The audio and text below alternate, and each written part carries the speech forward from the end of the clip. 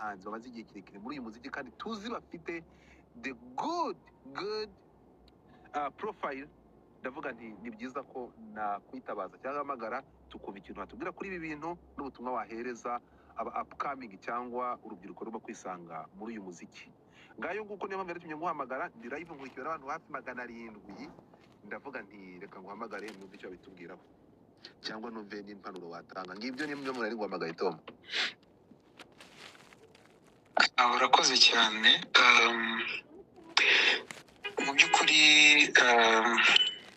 iyo kesi y'indumbwiye ya kabiri ntago njye nari nayibona. Yego. Ariko buriya murimo kwiganiraho buriya irahari. Irahari ngo dufatanya nganira ku kintu nabanje gukorera nabanje kubonera ibimenyetso, ubwo irahari kandi irahari ndabigushimangira ko ihari. Wenda ikindi navuga nuko wenda n'irya mbere of course video nyirizina nagiye sinigeze nifuza kwishaka ngo nyirebe. Yego.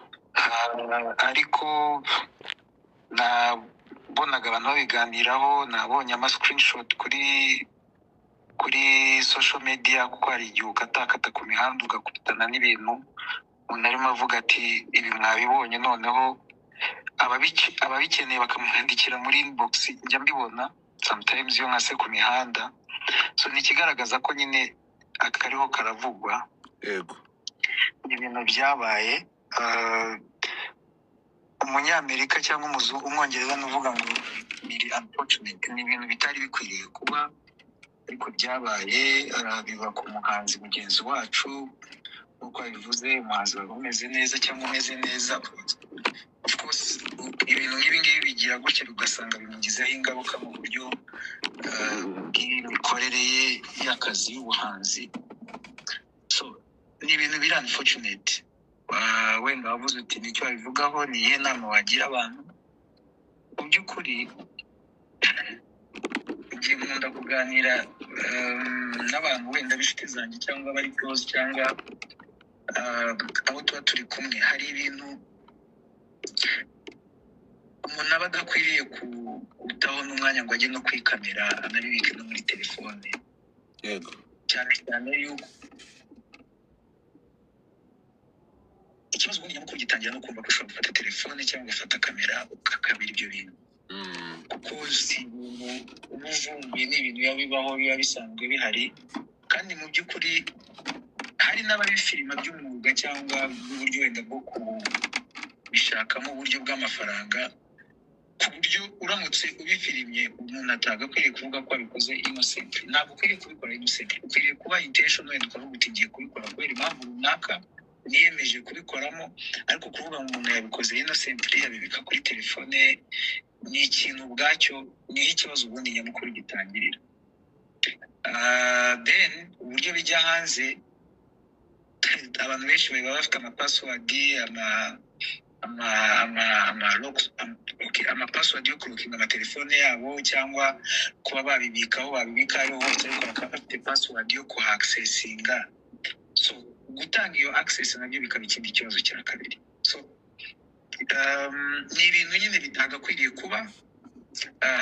Birababaje ko amano byamubayeho bwa mbere akongera akabikora bwa kabiri, bikaba birimo bijya hanze. Ni ibintu bitagakwiriye kuvuga ngo mbere na mbere yo kuvuga ngo amashusho mfite yagiye hanze abantu bayaccessinze, wenda banyibye password, tukwiriye kureka gukina imikino yo kuvuga ngo ngiye gukora ibintu ibi n'ibi ni filime. Ibyo ni ibintu rwose bigayitse, biciriritse.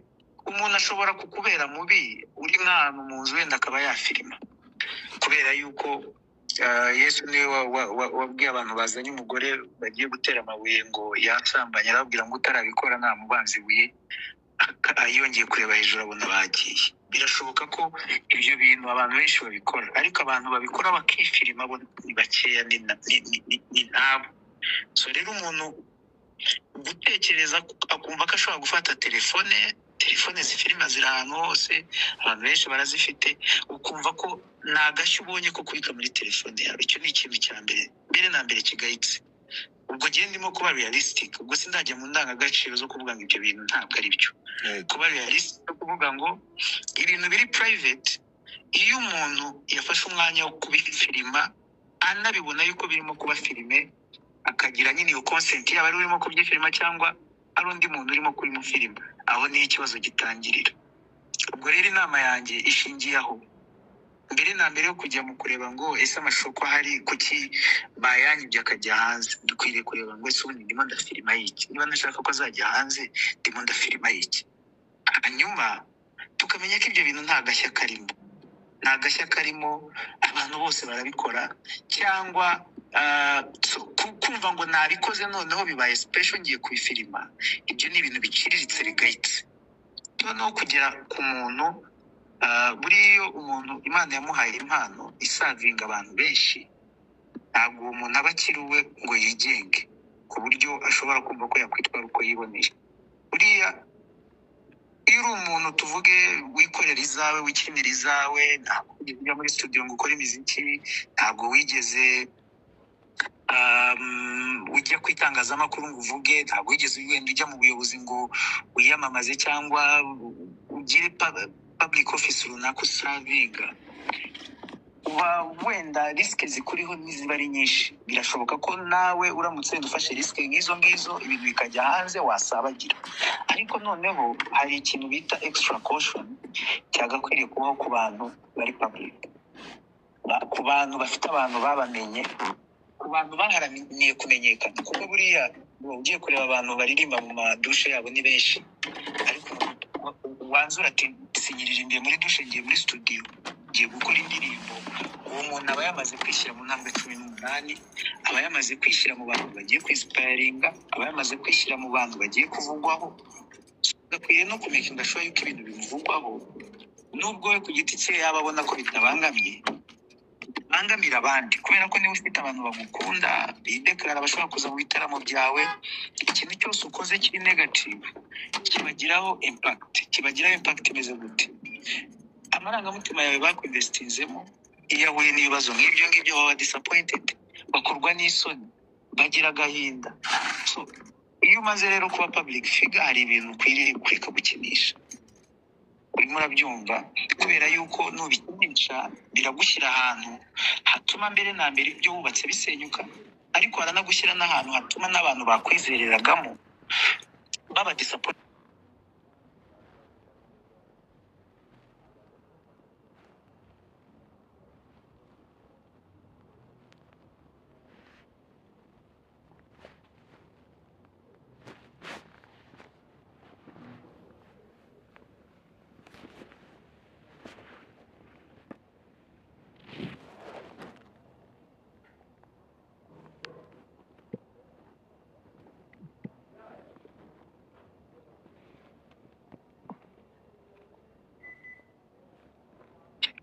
Ntabwo bikenera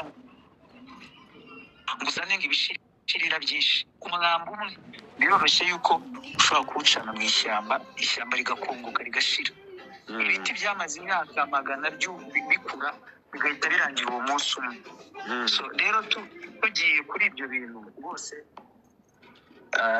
bimugire wenda yamana inama, kuko ntabwo ndi umujyanama we, ariko ayumvise akumva ibyo mvuga wenda bikaba byagira icyo bimufasha asaba, n'undi ari wese wabyumva bikamugira icyo bimufasha byaba byiza. Ariko muri rusange hari ibintu umuntu akora. Ejo hari akantu nari ndimo ndeba kavuga ngo hari ibintu abantu bakora bakiri batoya baba batabona impact yabyo, ariko ibyo bintu iyo bigiye kuri social media bimufungira amarembo ubuzima bwe bwose busigaye.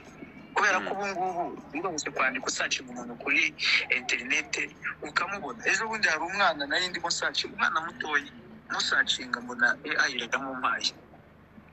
Urimo urabyumva, hari agafoto umuntu aherutse gupostinga ifoto y'umwana, arabaza ngo uyu mwana ninde, nuza Grok iramusubiza imubwira uwo muntu wari.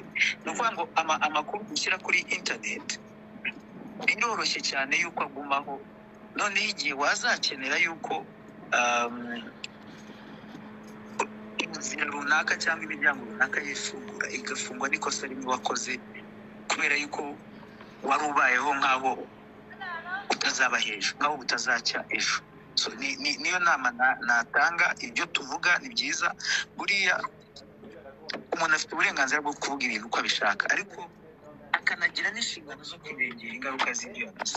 Umuntu afite uburenganzira bwo gushyira amashusho hanze uko yashaka, ariko akanagira n'inshingano zo kwirengera ingaruka zabyo.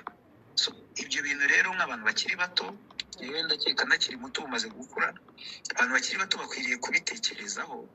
Icyemezo cyose ugiye gufata, umuntu ugiye kudisinga live online, ijambo ugiye kuvuga, video ugiye gushyira hanze, ifoto yawe ugiye gupostinga, ukabanza ukabitekerezaho kabiri, kubera yuko tunabirebere no ku nshuti zacu. Urabyuka wayibona yapostinze, ukumva nta n'impamvu yo kwihamagara, ukumva ko wamenye uko ibayeho. Ni ukuvuga ngo amakuru abantu bose basigaye bayakura online. Njye nshobora n'ubu ngubu tumaze igihe kinini tutavugana, ariko nabonaga ibyo ukora byasaga nkaho turi kumwe. Ejo bundi wabonye performance twakoze, ntiwari uhari, ariko kubera ko ibintu byaciye online warabibonye. Ni ukuvuga ngo aho hantu abantu bakura amakuru y'uko abandi babayeho, bakura amakuru y'uko ibintu birimo kugenda, ukwiriye kwitwararika ibyo uhashyira bivuga ku buzima bwawe, cyangwa bituma abantu bagira narrative runaka ku buzima bwawe. Kubera ko ejo bundi n'ubu uri ahantu wagiye muri interview y'akazi, abantu barimo kudiscussing ngo baguhe ikiraka, bazakurura ya makuru. N'ubu warabikoze innocently, kubera ko wenda uri muri moment runaka, kubera ko wenda uri muri depression, kubera ko wenda uri excited kubera ikintu runaka, kubera ko kanaka yakurakaje ukamubwira ikintu. Ibyo bintu bizagaruka bize muri boardroom, ahantu utari nguze gusobanura impamvu yabiguteye, gusobanura ibyo wari urimo byatumye wenda posting ibyo bintu, birangira bigusibiye amayira y'ubuzima bwawe yagombaga guhindura ubuzima bwawe bwose. So niyo nama jyewe natanga ku bantu bose, twitwararike kandi noneho twumve twe kumva ko ibyo bintu ari agashya tuzanye ku isi. Abantu barabikoze bangiza ubuzima bwabo, tubafatiraho amasomo. Birababaje kuba wanyerera mu nzira undi muntu yanyereyemo akagwa, ukabibona, warangiza nawe waza wagenda ukahanyerera. Alright. Tom, ndagushimiye cyane, urakoze cyane, ubutumwa buratambutse. Hanyuma noneho hari ikindi kintu nibaza aya masaha twabonye ya mpano video yasohoye ya mbere, yari recorded, ariko iyi ngiyi yasohotse yari live yayifashe ari live. Twemerewe wenda nibwo navuga ko bigize icyaha, ariko noneho itegeko dufite aya masaha rihana umuntu. Numvisha bakondanye cyane, wamanje kugaya abantu bitereka telefone bakifata amavideo bagiye muri kiriya gikorwa, uvuga ko ariho bihera, ko aricyo kintu cya mbere cyakabaye kigayitse abantu bareka. Aya masaha mu itegeko ry'u Rwanda, amategeko y'u Rwanda, ntabwo umuntu wifashe amavideo cyangwa wifashe iyo video bigize icyaha, ahubwo kuyisakaza. Ubu ngubu tuvugana abantu 4 bazira ikese ya mbere ya mpano bari muri mageragere, barafunzwe, baracyakurikiranwa, barakekwaho kuba barasakaje iyo video ya mpano. Uyu munsi agaragaye noneho agiye live stream, yagiye kuri video ahamagara abantu ari muri icyo gikorwa. Utekereza ko hari icyahinduka, cyangwa utekereza ko byari bikwiye ko n'abangaba bifata amafoto wakondanye wagaragaje ko aribo ba mbere bakora amakosa, habaho itegeko ribahana nk'abo umuntu ujya gufata video akayitereka, akamera akayiteka ari muri uriya mwanda, ariko hakazahanwa abagize access kuri iyo video bakanayisakaza? Utekereza ko hakabayeho hari n'itegeko cyangwa itegeko ryanavugururwa kugira ngo abangaba bifata amavideo nabo hagira itegeko ribahana, bahanirwe ibyo bintu baba barikodiza ariko badashobora no kubiprotectinga? Yewe icyo navuga, ntabwo ndi expert mu mategeko, ariko ndavuga ibintu ko byumva wenda nk'umuntu out of experience, cyangwa nkurikije uko byumva. Actually ni ukuvuga ngo umuntu nkeka ko afite uburenganzira bwo kuba ari mu nzu ye, wenda akaba yaba crazy. Buriya abantu benshi bicariye ku bintu biramutse bigiye hanze bishobora guhita bitungurana. Ni ukuvuga ngo ngubu ushobora kubona umuntu wenda utakekaga ko yakora ikintu runaka, ariko uvuge ngubu hano mu Rwanda ni nijoro, bitunguranye nonaha izuba rigahita ryaka. Icyo cyonyine ubwacyo abantu aho bari n'ibyo barimo bigahita bibonwa n'abandi, habaho gutungurana kwinshi. Ni ukuvuga ngo abantu benshi batabarwa na privacy, no kuba umuntu wenda ashobora gukora ikintu kikaguma kuri we ntikibe cyajya hanze. So ni ukuvuga ngo rero umuntu afite uburenganzira runaka ahabwa n'uko ari kuri ino si muri iki gihe gifite amategeko arengera abantu bose, ariko ubwo burenganzira bwawe ufite, iyo ibyo bintu urimo gukora wagakwiriye gukora wenyine bitagiye kubangamira abandi, ubifashe ukabishyira hanze, icyo gihe uba ugiye kubangamira abantu bari buhure nabyo batapangaga guhura nabyo. Hari urundi rugero wenda naguha, hari abantu bahitamo kuvuga ati jyewe ngiye gukina filime z'urukozasoni, niwo mwuga wanjye kuko tujye tubabona. Aha ngaha mu Rwanda numvise bishoboka ko hari n'abatangiye kubikora ibyo bintu. Ni ukuvuga ngo niba yahisemo kujya muri uwo murongo akajya kubikorera mu gihugu cyemera ko ibyo bintu bifirimwa, wenda yaza mu Rwanda akigendera neza, nta nubwo yigeze abifata ngo abipositinga abikwirakwize muri za nzira biri buhuriremo n'abantu batapangaga kujya kubireba.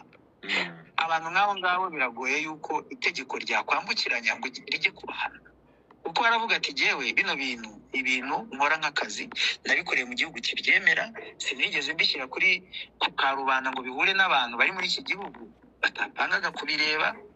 Umuntu nk'uwo biragoye yuko itegeko ryamwijirira.